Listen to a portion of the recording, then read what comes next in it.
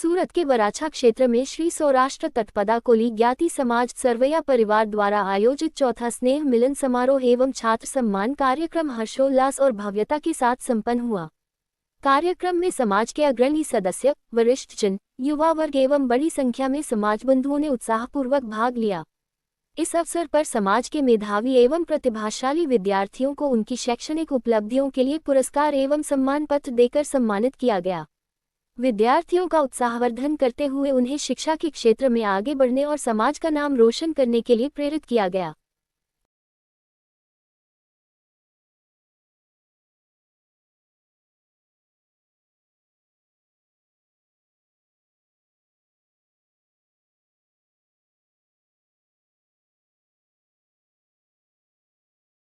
स्नेह मिलन कार्यक्रम सफलतापूर्वक समाप्त तरफ जई रह्यो छे।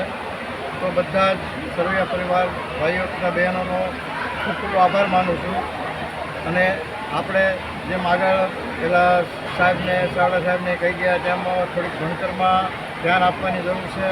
भणतर बहुत ओछुं छे, आपणे जेम बने एम मारी तरफथी प्रार्थना छे બધા વાલીઓને કે જે છોકરાને ભણાવે આગળ વધારે।